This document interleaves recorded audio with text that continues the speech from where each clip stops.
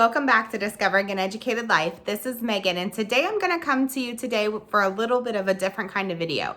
I'm going to be sharing with you some of my favorite things. Just in this season of life, a lot of these are going to be homeschool related, and some of them are not, but most of them are, because that is my life. So let me just, before we get started, I would like to ask all of you to just like this video if I say anything inspiring or I inspire you to do one of the things I'm talking about, purchase one of the things I'm talking about. If you want to hear more about our life, don't forget to hit subscribe. Don't forget to hit the bell just to hear about great books, great literature, homeschool, our life, whatever we have going on. So today I'm going to talk to you about one of our most favorite things in this season of homeschooling, in a year that's just kind of been riddled with what would be probably termed as homeschool disasters, scheduling problems, just a lot of issues. The last 3 to 4 months have been really great because of Read Aloud Revival. We absolutely have loved Teaching from Rest from Sarah Mackenzie. I've read this book like 6 times, like really almost every year the last couple of years. I've read it more than once, or at least maybe not cover to cover, but it's a thin book, so it's not super hard to read. And anytime I need inspiration, I pick this book up, but I've never actually subscribed to Sarah Mackenzie. I've listened to her podcast, but I've never subscribed to her Read Aloud Revival. And I kind of just was like, oh, there's a book list. Like, I don't need it. I can just go look at the books and buy some. No, guys, like it's really, really good. She gives so many ideas and there's so much depth to the studies. I've realized that I like just like being able to integrate other books into the study. I didn't realize all that was there until I subscribed a few months ago. And the first one we actually went through was Adventures with Waffles, and we picked up so many books. So, we also purchased Astra the Unstoppable. We were actually able to listen to the author. We didn't get in on the live one because my daughter had something going on that night, but we did with Maria Parr, but we were able to pick this book up, which we haven't done yet. But we just really, really, really loved this. And I found that like what she has in the suggestions, like we made waffles a bunch of times. We had a heart waffle maker my daughter got for Christmas this year before we even read Adventures with Waffles, which I don't know where it is because it's somewhere in my daughter's massive bookcases in her room and I didn't feel like digging for it. But yeah, she loved it. We actually ended up starting it as a bedtime story, and then we were like, we loved it so much. We just kept reading it and like integrating it into more of our day. But we found it so awesome because something else we've been loving in this season, it has been our Sunlight read alouds. And it's so funny because we're reading Happy Times in Noisy Village by Astrid Lindgren. And so the author of Astrid the Unstoppable and also of Adventures with Waffles, when Maria Parr, when she was talking, she talked about being inspired by Pippi Longstocking. So I picked that up. Pippi Longstocking is the same author from Happy Times in Noisy Village that we were reading as our Sunlight read aloud. So we've been able to kind of integrate like all of these great books with our Adventures with Waffles into almost like a literature study here we have going on. Inadvertently, like they just happened to be at the same time. And so we have really loved that going on. Something else. So all of that to say, I picked up with that is Mornings with Monet. This was one of her suggestions, I think for spring. I think that's what it was. I don't even remember, but I decided to do that, and we ended up turning this into like this full Monet study, which is another thing I'm currently loving is our Monet study. And I grabbed this from a local thrift store, Linnea and Monet's Garden, and we have like the Usborne book. It's like an art book where it has an artist and a picture, and then you create something that's like an inspiration from that artist art. We did a Monet thing with that. But that was actually with something else I want to bring up that I'm loving, and this is the biggest thing of all, guys.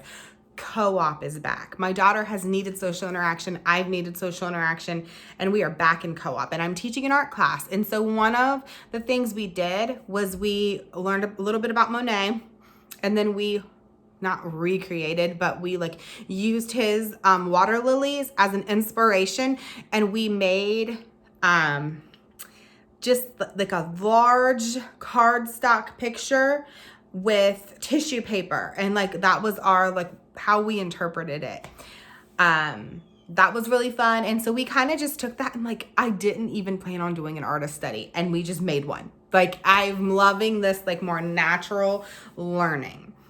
So I say all that to say, like, I know just a couple days ago I posted my video like what we are continuing to do into 2021, and in that video I talked about tons of things we're continuing to love and what we are continuing with, and all of that was kind of on that on the terms that we were changing a lot of things, and we have. And one of the things we did, which we were kind of converting over to Sunlight from My Father's World as our bulk curriculum. And I'm sure any of you that have ever changed and did a massive change like that, you don't normally just like one Wednesday night, you stop doing it, and on Thursday you pick up another curriculum. You kind of have like a little in-between time. So in that in-between time, over the last couple months, because I will say that video that should have posted a couple days ago, that video was one that I had previously recorded like way back in January, but I kind of like wasn't sure if I was going to post it, and I was like, you know what, I'm gonna go ahead and do it, because all those things we still continued and we did love, and they were working in that season, but we were in like a really difficult mind frame then, just trying to find the good.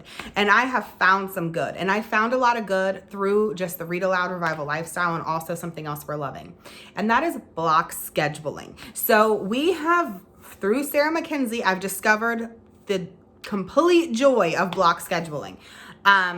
And let me explain that a little. So when we stopped doing My Father's World, like whole hog curriculum, box curriculum, we were like, we're going to take a few days, maybe a week or two, and just slowly transition over to Sunlight. I don't want to have like just this huge jump and we're freaking out. So as we did that, I realized how much we loved just embracing rest and peace in our day. And some of that I didn't even realize we were missing until we stopped doing everything. And I didn't feel like I had to check all these boxes, and I was like, ooh, I don't want to get that back.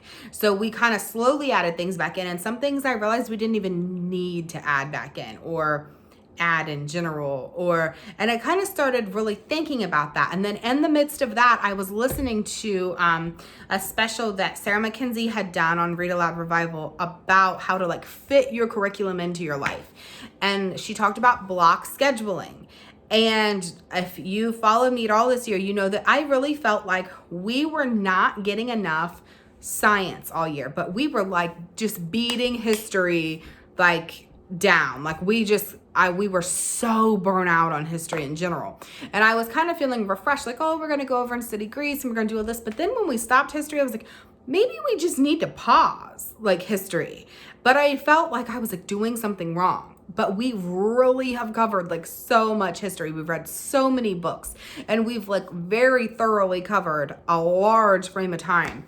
And some of that was just me adding to, it wasn't just the My Father's World schedule. We just added books we wanted to do in that time frame too. So I was like, what if we just didn't do it for a while? But then this is in the back of my head, like, but don't you have to do every subject every week at least? Maybe not every day, but every week. And I kept thinking that and thinking that and thinking that. And then I watched Sarah Mackenzie talk about it, and I was like, oh, you don't have to do every subject, even the big ones. Like, I'm a firm believer in math every day. I also some form of writing and some form of language arts every day. But when it comes to science and history, and as I listened to a couple other people talk about it, I came to this realization that like, no, you don't have to do science every day. You don't have to. Like, so sorry. And that I realized, you know, if we don't have to do science and history every day, I won't. But we are loving this science. And we're loving this block scheduling of doing it. So for the rest of the year, I'm just really focusing on this.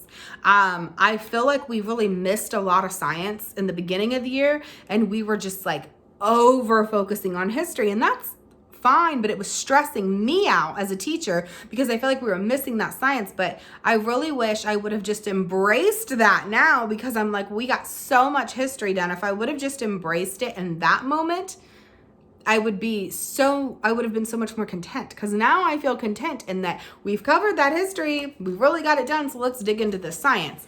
So that's the next thing I'm loving, is sunlight science.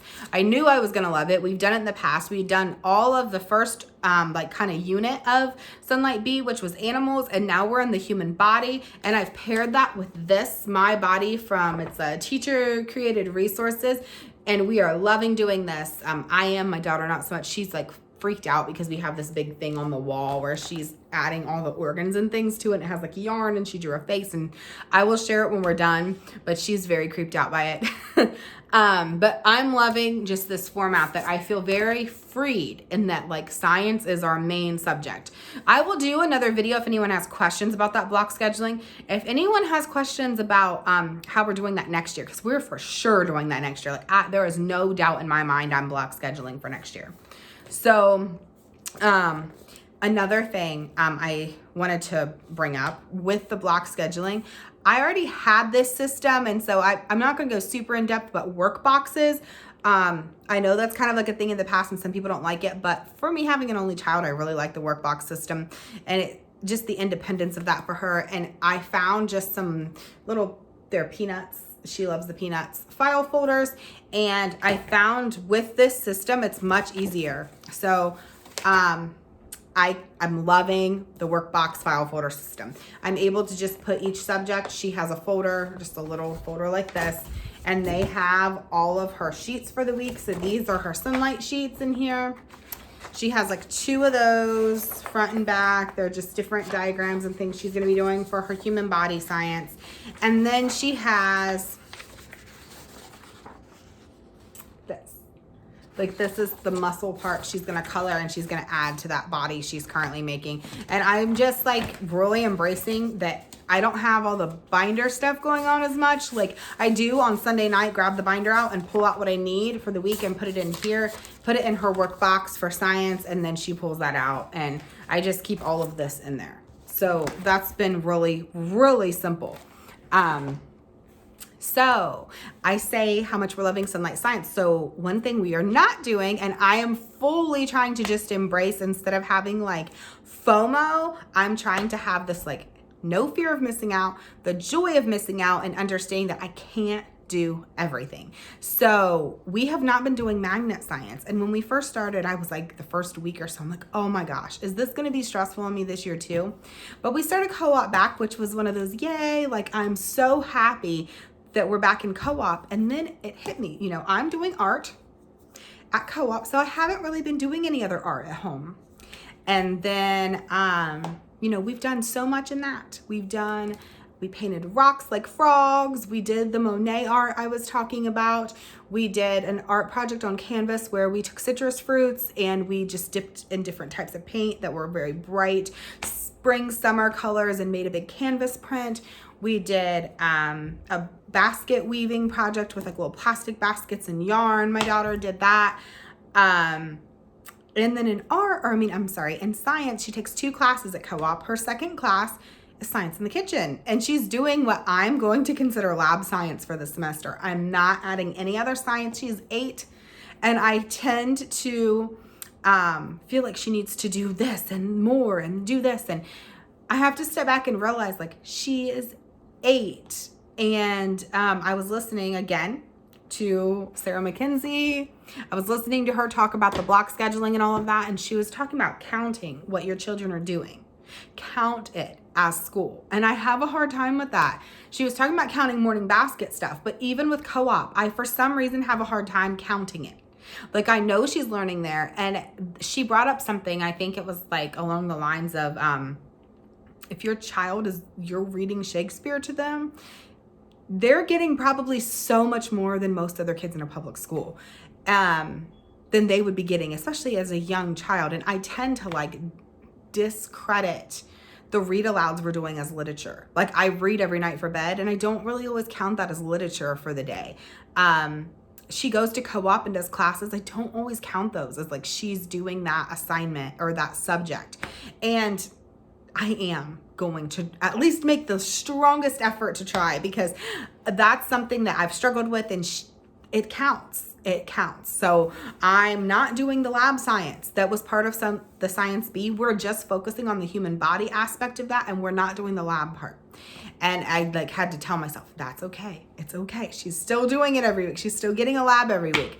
And I'm so thankful for co-op and so happy that we're back and that she's able to have that. So I should be counting it. It's part of our week and part of what she's doing. Okay. The next thing, and this one threw me for a loop that I'm loving it. It is Brain Quest.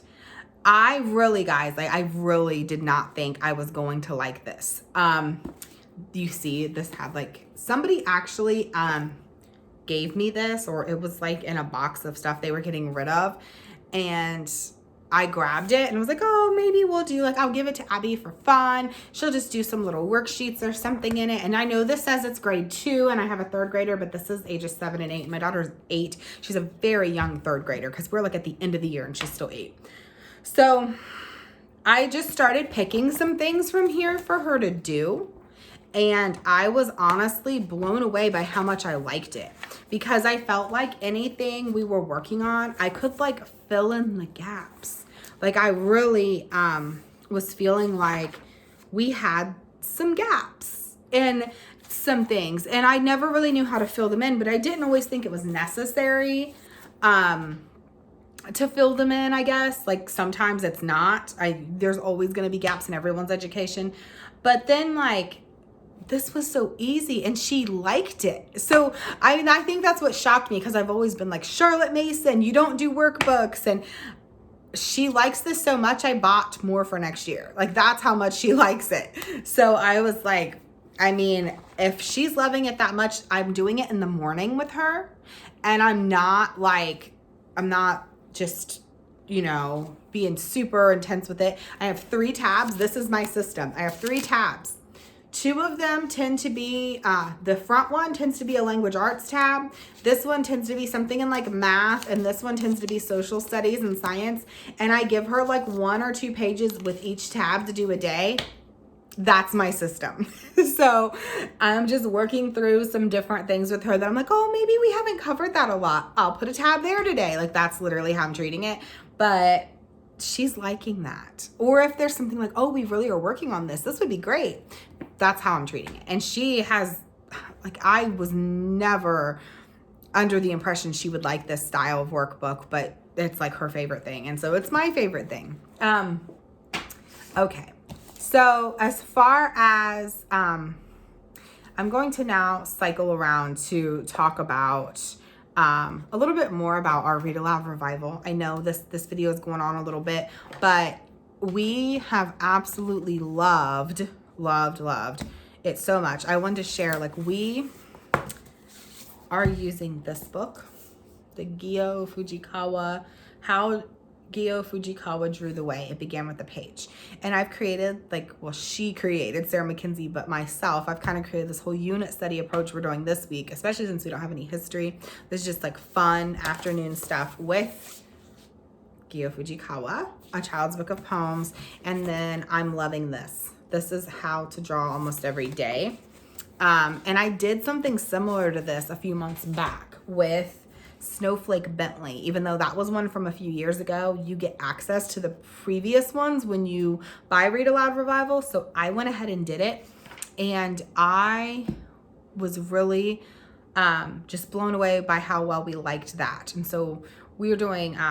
we did Snowflake Bentley, and we'd read that book a few times, but I went ahead and purchased it because she had liked it so much in the past. We were, I think, learning about Vermont for our state at the time, so I grabbed it. And I even bought a coloring book that they had taken the original microscope prints and blown them up and made like coloring pages. And then I was able to take something my daughter was working on in art, which was using Crayolas and turning it into a watercolor art. I had her do some snowflakes like that, and we just kind of integrated all of it together, and it worked really well. And I don't know why I like hadn't thought to try that approach before with her and not to do something super formal, but she's just literally thriving in that. Okay, United Art and Education is like the store I'm loving right now, guys. I will link it below. There's one where I live and there's a few others, but there's an online ordering. But going into that store has just, I am so in love with it. I guess because like I feel like I am a teacher at heart, and it's like a classroom store, and I don't recreate a full classroom at home, but things like this, I took a poster and I cut it apart. And I made these for her for math, and I just felt like such a teacher. I don't know, but I just really felt like I was loving everything we were doing, and she loved it. It wasn't like it was just, oh, well, I'm telling you to do this. These little fact dogs, well, he's like turned a little bit. There's like all different ones. That one's a mixed review one. This is like the 5s, and you like turn him, and then when you lift his little flap, it'll tell you the answer.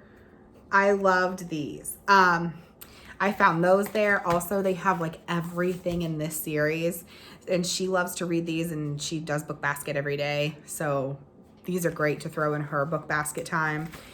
They had anything Brain Quest you can think of. If you've ever been to Lakeshore, this is like Lakeshore on steroids. So I was so excited to find that locally. So that's my shopping love I have found.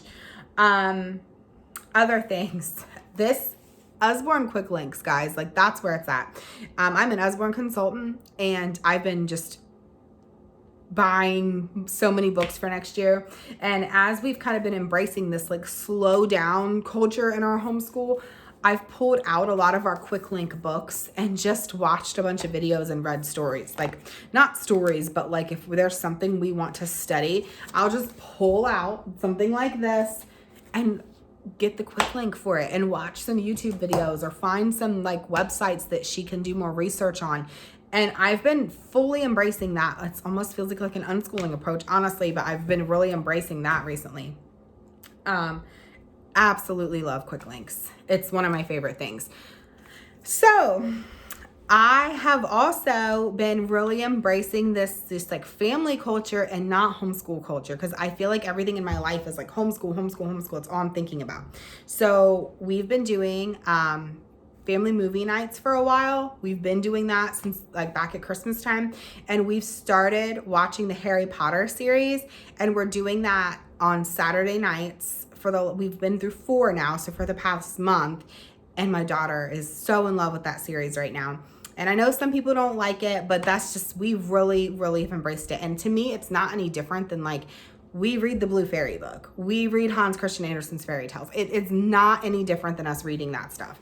So she's really embraced that. And because of her love for that, she's loving her Kindle. So we bought her a Kindle for next school year. And she read the first book in less than a week. She read 6 chapters in the first couple hours and was just like, this is the best book of all time. So I would say my daughter's favorite thing lately is a Kindle. Hands down, that's like her favorite thing. Warm days, guys. Like warm days, like just as a thing, is my favorite thing. We're having spring weather in Ohio, and just being able to go outside, not to nature study, not to like, do a lesson, not even to do school, just to go run and play, just to go run, just to go to the park and play with friends, just to be able to stay after co-op and play outside. Like I went back in time 2 years. That's what it feels like sometimes. Like, oh, this is not what we've been doing for the last year and a half. It feels like a year and a half. It's been what, like 10 months, a year? It has been a year. It's been a year. And we haven't had any normalcy. And actually, we hadn't been doing co-op because we take the winters off from co-op. So when COVID first happened, we hadn't been the whole winter. Okay. Trying to get through these last couple things. This is a personal thing. What am I loving right now? And I've had these in my hand for a few minutes. Beats earbuds. So I have little ears. Like my ears are actually small, the like opening. And I have a hard time with Apple headphones. I cannot wear them for anything. So my husband actually bought these for him, and I'm stealing them. He wanted them for when he's doing school. I'm probably going to have to order my own pair because I literally love these. Because if they're doing something, like if my husband is, you know, reading for school, or my daughter's watching something for school, like she's watching a video or something, they get super distracted. And so I sometimes want to like do the dishes, and I can just throw these around my neck and listen to them, and they don't hurt my ears. Number one, like they don't hurt my ears. And they also, this is like the biggest thing about them, I can't hear anything. Like it doesn't have to be super loud. It completely is blocking the sound, and there's no pain. When I use, I'm not exaggerating, I'm in like really intense pain when I use Apple earbuds. I can't use them. So this is like one of my favorite things of like the last 5 years, because ever since I've had an iPhone, it's been longer than that, I've struggled with using the headphones, and I want to use them so that I'm not distracting other people listening to podcast or watching a video or whatever it is I'm listening to. But I do, because I can't put these in my ear. Well, I couldn't put the other ones in my ear. So these are amazing if you have little small ears. This is like rubbery and soft. Or if you want something to completely block out the sound, I think these are only $50.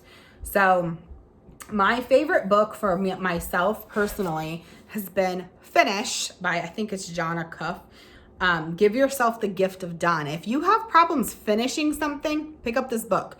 I always start and I don't finish, whether it's homeschool, curriculum. I mean, we do school, but I don't always finish a book. We don't always finish a textbook, this isn't about that, because I don't think you have to finish every textbook, but it's finishing what your goal was to start. And so kind of having like that mindset of like, I'm not going to be a perfectionist. It's okay if I don't do everything. I don't have to be perfect. That's what this is about. And I have a really hard time with that. So that is like my favorite things. Like for me personally, these in this book are my two personal favorite things in my life right now. So I hope that you guys got some inspiration. Tell me what your favorite things are in this season. And I hope one of them is getting back out and able to, you know, getting your kids back out and able to do activities. I hope some of your favorite things in this season have just been embracing life. Don't forget to hit like and subscribe, and I'll see you next time.